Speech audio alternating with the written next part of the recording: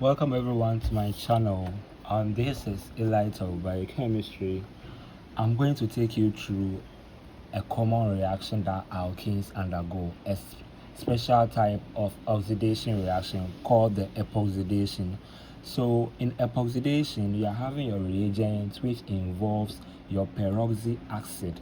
So this one is the general structure or the general formula for the peroxy acid undergoing epoxidation in the presence of an alkene or a double bond.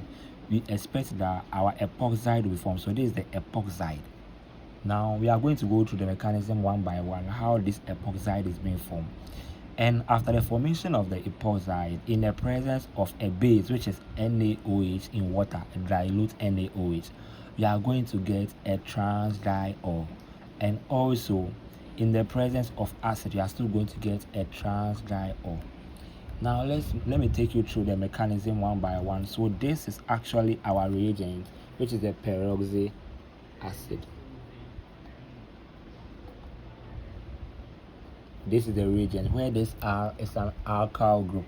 So in this reaction, we know that the double bonds are actually reactive. The pi electrons that are in the double bond are reactive. So they cleave, and remember the main aim of this particular reagent is to donate this particular oxygen.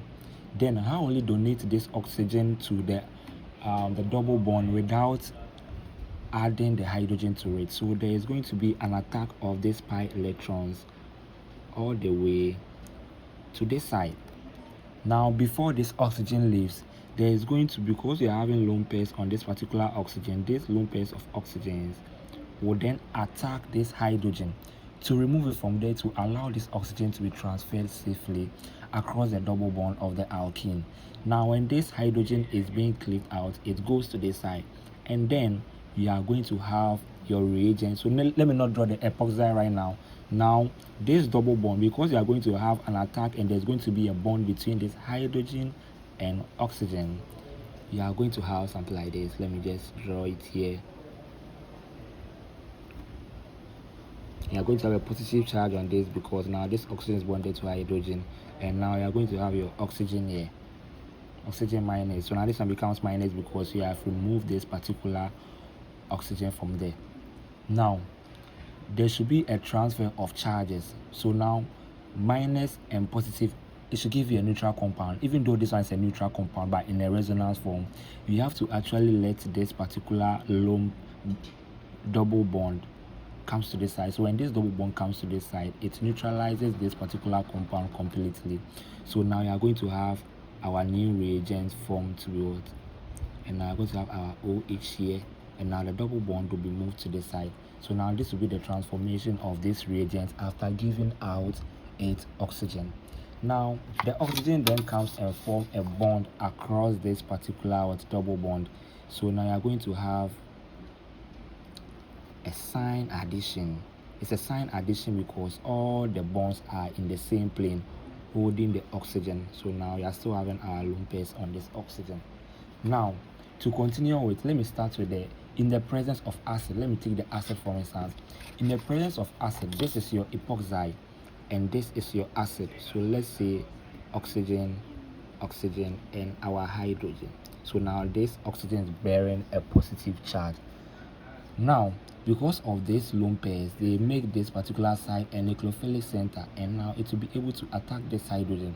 When it attacks this hydrogen, now the hydrogen then leaves the bonding electrons, this particular oxygen, forming a water. So now our new reagent here, or our new acid, the acid that we're having here, has now been converted to water.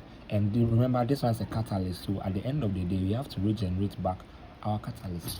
So now our new structure that we are going to have after the proton abstraction, this is what you are going to have.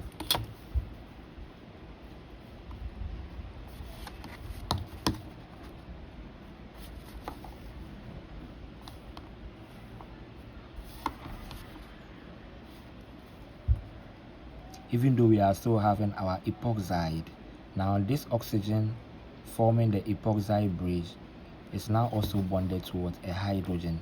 So you can see that whenever you are writing a mechanism or whenever you are doing a mechanism, we expect that the charges are always balanced. Remember, we are having a neutral compound then in the presence of H plus or H3O plus. So now the total charge in the whole solution is actually +1. So the positive charge has now been transferred to the oxygen of the epoxide after there is an attack or there is an abstraction of this proton from the H3O plus. So now this is what we are going to have, and we are going to have our water H2O in the reaction. At the end of the day, we expect that this water is being generated back. So remember, because we are having this water here, now we expect that our compound that we are having here, let me try and redraw it again so that you get it, you'll be familiar to it. So I'm still having my epoxide, all right, but this time around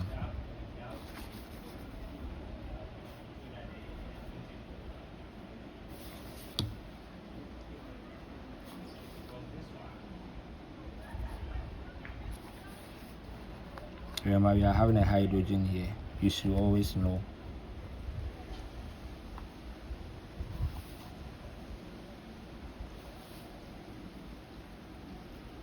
So this bond that is actually holding the oxygen.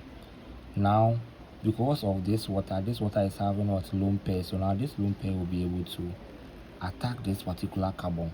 After attacking this carbon, it then cleaves this bond. So now this bond, remember, we are having our positive charge on it because it's bonded to. So now this bond is actually broken and the electrons are transferred to this oxygen.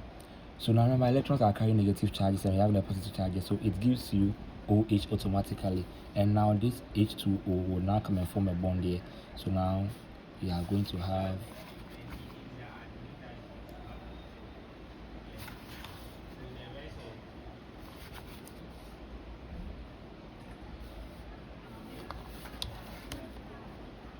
taking my time to draw everything because I want you guys to understand it very clearly.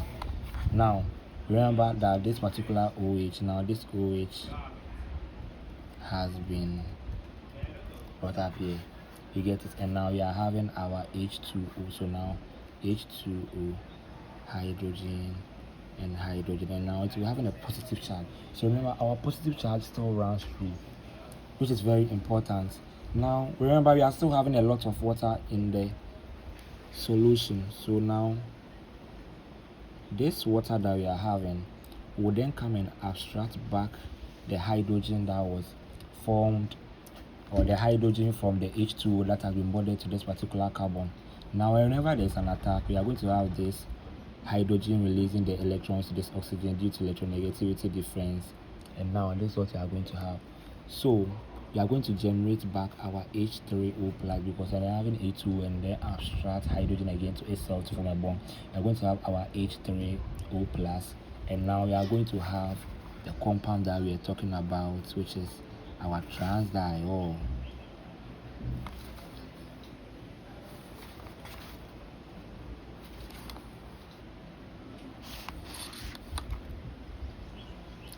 So remember, there is something I want you to note here. It's a trans-diol and not a cis-diol because of the conditions that we are having here. Our conditions are actually base, which is NaOH in the presence of water, or H2SO4, or acid, which is the H3O plus. We are having it that way because when this one is giving us, when this bond is actually breaking, remember, one is in the, they are all in the same plane before we are breaking the bond, which is the sign addition. So after breaking the bond, one is actually pointing towards you.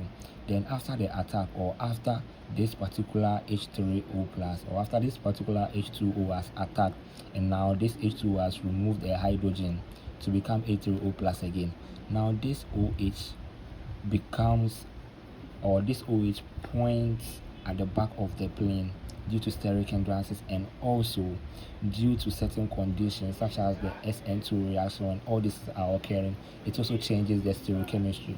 So from here we are going to have our trans-diol.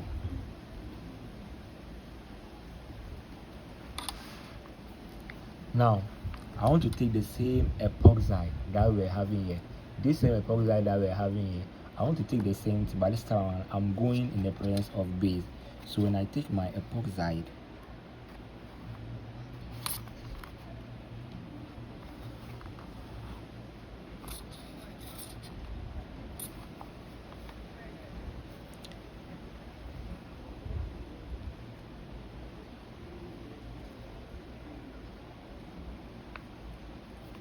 and I take my epoxide, but in this time around, in the presence of a base, which is NaOH in water. Remember, the NaOH gives out what the base, which is OH minus. So now you're going to have our OH minus here. And also, we are going to have water, which is what? H2O. So now, with this, we are having several alternatives. You can either have this OH minus attacking this bond before there is a transfer, but let's go by this, where we are going to have the lone pairs on this oxygen attacking this hydrogen, and now this hydrogen will leave it to this. So now we are going to have OH minus out of the water that we are having, and our new epoxide intermediate is going to be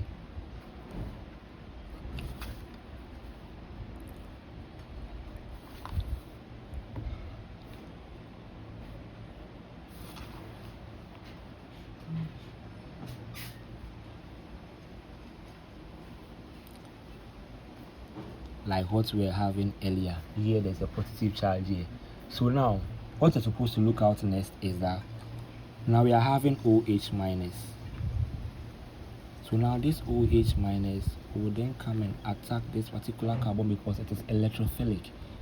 Now when the moment it attacks this carbon, now the bonding electrons here, this electron actually breaks or cleaves off, and you are going to have these electrons moving to this oxygen to give you your OH, like what we had earlier or what we explained earlier in this particular side.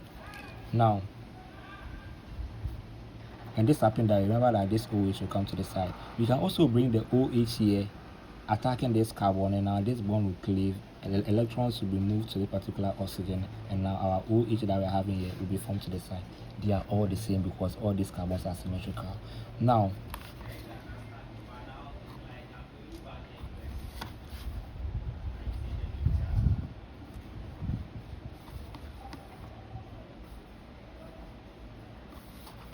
on this side, this is what we are going to have. So now we are going to have our OH here,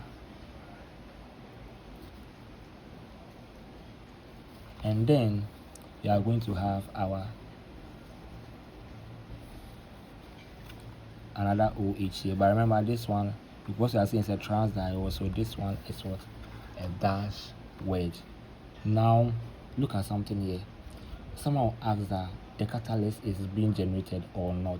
Yes, the catalyst is being generated because we are having a lot of Na plus, and remember it was coming from NaOH, where the OH was used in forming something like this.